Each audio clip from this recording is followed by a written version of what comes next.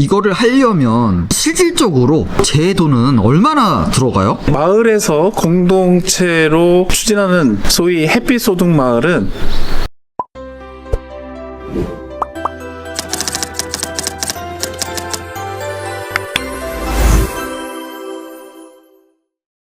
아니 성모님 여기가 도대체 어디예요? 비 오는 날 멀리까지 이렇게 불러오셨어요 저를.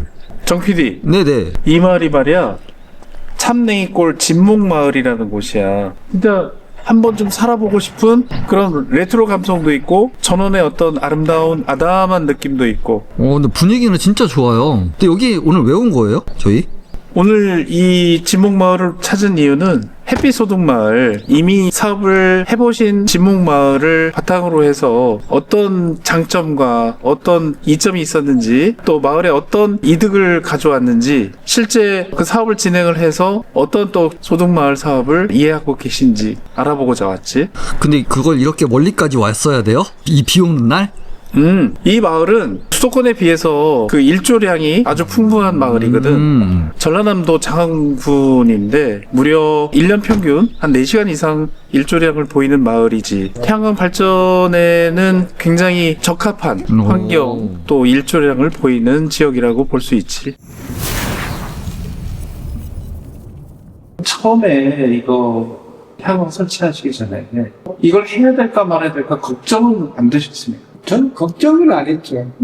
먼저 20여 년 전에 저 하기는 했어요. 그게 내 개인적으로 하고 싶지만 할 만한 그런 장소도 없고 그래서 어쩔 수 없이 이제 하지는 못하고 있는데 마치 이제 내가 또 이장을 맡고 보니까 네. 이 시골 마을에 보면 정말 가난해 동네 자체가. 그렇지. 개인적으로도 물론 많이 가난하지만 1년에 각종 뭐 세금 전기세, 뭐, 물세, 뭐, 이런 거 세금 내는 게 1년이면 한 500 들어가더라고요. 공동 쓰는 게. 그러면 그걸 어디서 나와요? 나올 때가 한 군데도 없는데. 그래서 그거를 매년 동네 사람들이 뭐 2만원, 3만원씩 이렇게 걷어서 그걸 충당해 왔단 말이에요. 창고에 이게 지분이 있으니까 태양광 이제 동네 총회 할 때 무조건 합시다. 그래서 햇빛소라 사장님하고 이제 연이 돼서 알게 되니까 가능하다라고 하니까 여러 가지 이제 준비를 했죠. 그래서 동네 빚을 내가서 이거 하자.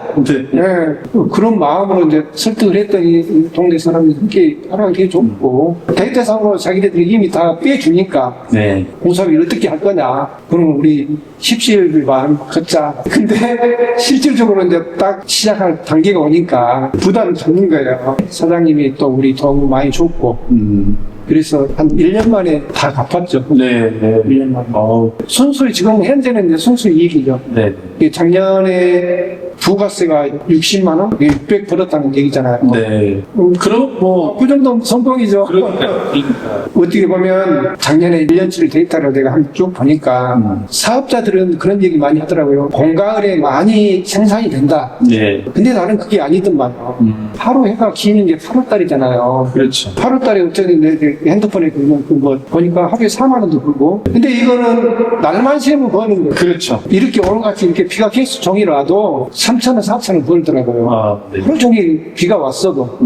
가만 냅뒀는데 우리가 노동하면서 아무것도 없는데. 여기 이 마을 같은 경우는 이제 바로 앞에 이제 바닷가도 있고 옆에 또 저수지도 있고 물가에서 가까운 마을이잖아요. 그러면 수변 태양광이 효율이 좋게 나오고 있습니다. 그래서 아마 여름에도 발전량이 좋게 나오신 게 아닌가.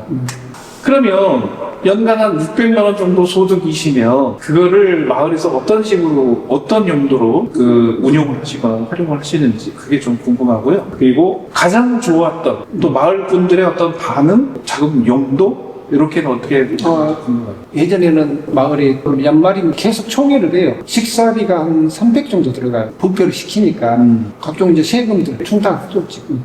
매년 우리 이렇게 걷었거든요. 가정마다 한 3만 원 정도씩. 그래서 그런 부분들이 좀 해결이 됐죠. 이게. 그랬더니 마을 분들의 반응이 어떠셨어요? 이장의 입장으로 봤을 때는 동네 사람들이 그래도 잘해놨어. 우리가 부담을 덜어줄 수 있는 그런 길이 있었으니까.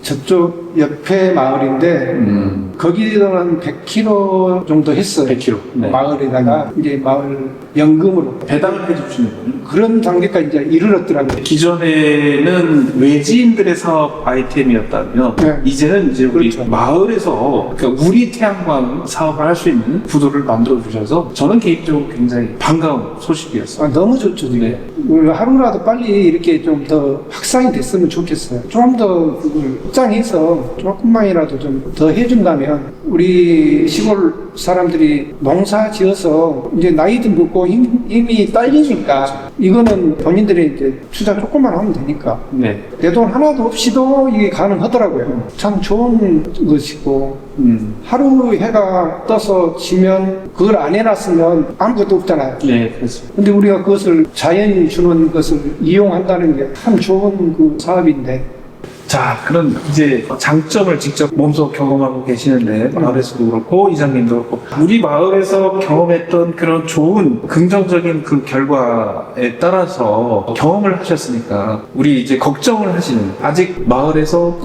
고민하고 계신 네. 또는 이걸 할까 말까 결정 직전에 계신 우리 마을 어르신들한테 한 말씀 해주신다면 어떻게 좀 말씀해 주실까요?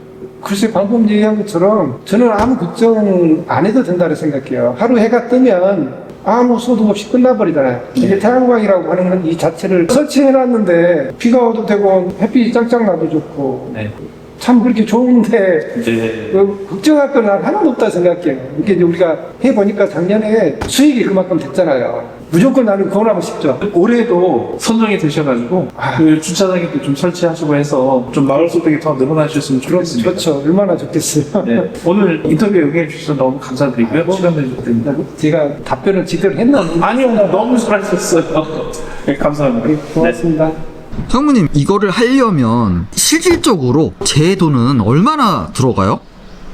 이렇게 이제 마을에서 공동체로 추진하는 소위 햇빛 소득 마을은 정부 이자 지원 사업으로 전체 공사비의 85%를 지원해드리고 그리고 나머지 15%가 자기 자본 비율인데 이번 대출 프로그램을 보면 자기 자본 15%도 농협이나 새마을금고에서 일부분을 신용 대출을 해주기도 해. 그래서 마을에서는 사실상 출자금이 거의 안 들어간다고 해도 과언이 아니지.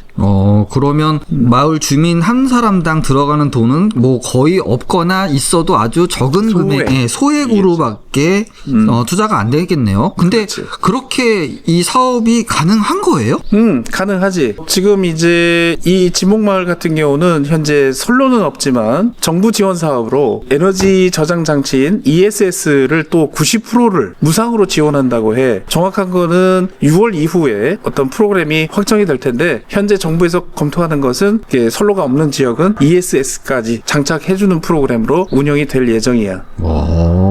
굉장히 진짜 실질적으로 도움이 되겠네요. 그렇지. 이 시골 마을에 농가 소득이 얼마나 되겠어. 그런데 이 태양광 발전 사업을 통해서 안정적으로 또 친환경적으로 30년 이상을 꾸준한 수익을 꾀할 수가 있게 되지.